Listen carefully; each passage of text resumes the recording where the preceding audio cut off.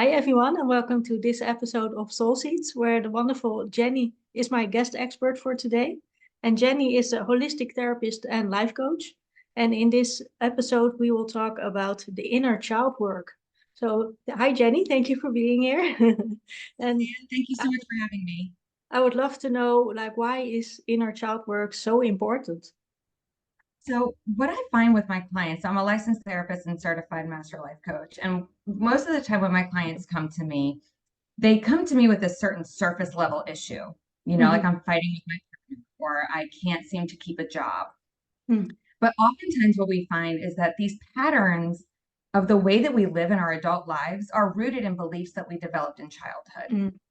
And so, with this thought of working with the inner child, most of our programming in our mind comes from the ages of 0 to 6. So, by the Mhm. time we're 6 or 7 years old, we've pretty much got our quote unquote idea of Mhm. how we think that the world works Mhm. based on Right. what we've experienced, based on what we've been taught. And so, we take that blueprint and that's what we use to live our lives. Mhm. So when you think about relationships, and attachment styles and different things like that, a lot of those core beliefs are rooted in childhood. So Mhm. if we want to change our patternings in our adulthood, oftentimes we have to go back to the source of where we learned Mhm. that information. Yeah, back to the core. Yeah, and like bring the child up to speed. Like, hold on, like we don't have to do this anymore. Right. And so, yeah, I find inner child work to be the cusp and really creates meaningful change, empowers my clients to live in their healthy selves as they are today and not live Mm. from those they learned when they were kids. Mm. Yeah, because we often don't realize that so much stems from that period of our lives, right? It's mind blowing. Like when I learned about that through research and through my teachings and my trainings, it's like the way that our brain develops. It's like we're so malleable when we Mhm. are growing up kids that Yeah, we're just like sponges. yeah. Our brains are like, oh, that's why babies are so wide-eyed because they're taking everything in about the world. But Mm-hmm. the thing is discernment when we're kids Mm-hmm. to know that what's healthy and what's not healthy. So depending on how we grew up or what imprints that we had, we may be getting false information about what it means to be a healthy, functional adult. Or we're even living based on the programs that our caregivers, our teachers, our mentors think that we need to be, but it really isn't in line with our true heart. Mm-hmm. And so often what I help my clients do is to go back to the core and say, what does my heart actually want? Mm-hmm. If we think about a child, our child is where we have our core needs, our core emotions. I often heard, I don't know if you've heard of Dr. Becky Kennedy, but she's a parenting guru. But one of my favorite quotes by her is that kids are born with all of the feelings and none of the skills. And so Right. we have these feelings as kids, and that's our job as kids is to feel and experience and learn and grow. But oftentimes, depending on how we are nurtured growing up, we don't get the opportunity to explore within ourselves. And we're kind of stifled and told who we should be and how we should feel. And unfortunately, what that does is it suppresses those deep needs and it Mm. can come, with unhealthy behaviors because we don't know how to cope. We don't have the skills Mm-hmm. to cope with the emotions that all of us are naturally born with. Mm-hmm. And how do we connect more with that inner child and heal it from the inside out? Yeah, I mean, that's the powerful part of this work is oftentimes what I'll do is guide my clients into an experiential journey where they can meet their inner child.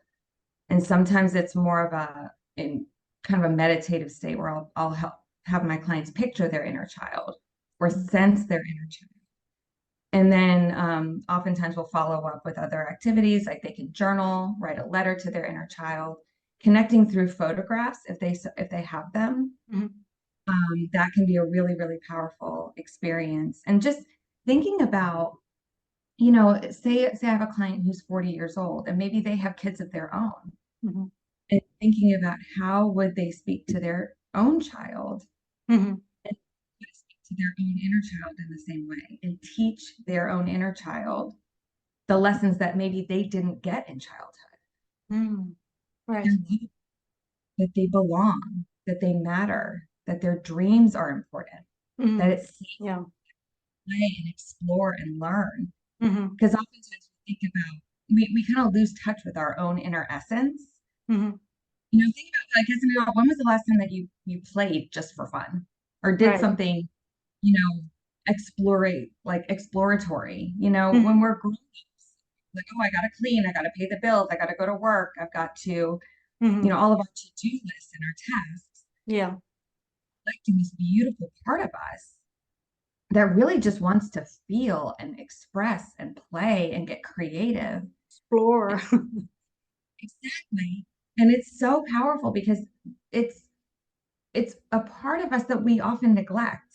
Mm-hmm. You know, Yeah. Yeah. We think we're adults now. We should do the responsible adult thing. but sometimes the responsible adult thing is connecting with ourselves holistically.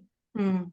When we live in our lives and we're going through just like the mundane tasks, if you will, Right. I'm going to go to the grocery store, I've got to meal prep, I've got to pick up the kids, I've got, check, check, check, check. This little inner part of us that we all have an inner child, Mm-hmm. part of us that wants to play, that wants to relax, that wants to know that they're loved. Mm-hmm. And those parts of us can often get overshadowed by the responsibilities that we have. Right. Mm-hmm. And so it's important for us to almost reintegrate all of the parts of ourselves, Mm-hmm. including that inner child. But so many of my clients are like, well, I don't have time for that. Like, I've got Right. too much, Yeah. and think about if you had a kid next to you that was like, hey, I really want to play. And you look at them and you say, I don't have time for you. Right. And you can see, like, just the joy and the connection Mm. just melt away from them. And it's like that Right. heart wrenching. We do that to ourselves all the time. Mm. Yeah, like we don't have time for play. We have to be at work or do chores or go to the grocery store. We don't have time to be, exploring the outside or, playing. But then we wonder why we feel so disconnected and we feel like, Mm. life doesn't feel fulfilling because we're missing this pivotal part that is so foundational. Mm.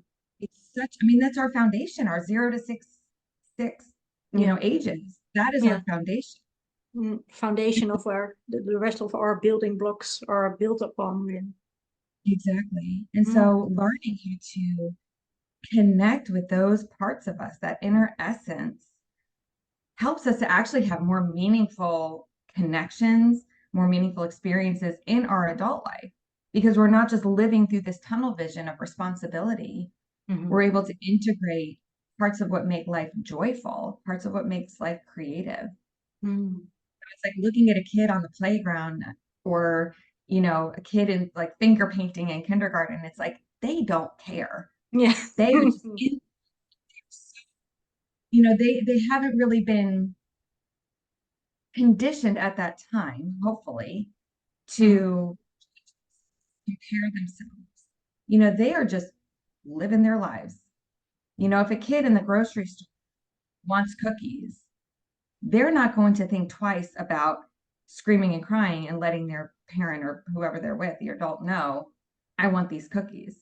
They're very, but they haven't been told yet or they haven't comprehended yet what is socially appropriate. Mm-hmm. Right. Oftentimes we take that and we say, you are not allowed to have needs. It's not okay that you want the cookies. And we stifle those needs down. And so in adulthood, when I have clients come to me and say, I can't express my needs, I often will say, well, what would happen when that happened when you were a kid? Mm. Were your needs received? Oh, well, I wasn't allowed to have needs because maybe I had a sick sibling or I had, dad was an alcoholic. And so Mm. he didn't care for me or there could be neglect, there could have been abuse, God forbid, where it wasn't safe to express their needs. Mm. So what we have to do is almost go back and re-educate that child and say, what is happening? What happened to you is not okay. This isn't healthy. This isn't safe. But I've grown up and I'm the healthy adult now. Mm-hmm.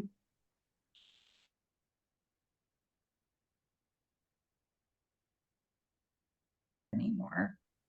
I Mm. get to choose to tell you the healthy way to live, because this is what I'm learning with my coach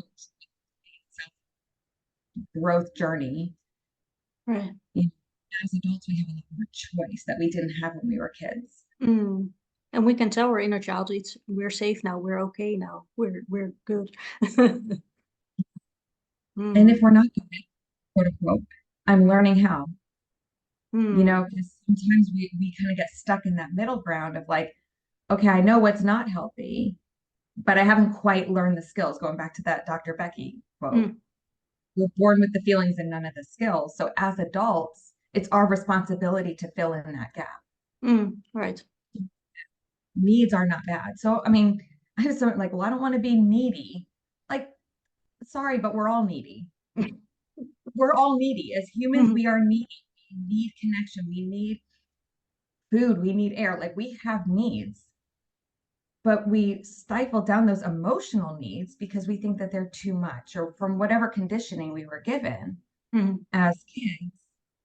We learn to shut those needs down, but we don't shut down our need for air. We don't shut down our need for water. Mm-hmm. No. Yeah. But the physical needs are, they're important, as are the emotional needs, as are Mm. the mental, spiritual needs. Like we have to learn how to integrate all of our needs and not lop off the ones that we're told we're not okay. Mm. Now, I always love the technique to talk to your inner child like your best friend. What Mm. would you advise to say to your inner child? Mm. I think my favorite thing to do is to say to your inner child that I see you. Mm. I see you and you matter. Yeah. And oftentimes, each inner child is going to need something different because we all have a unique story.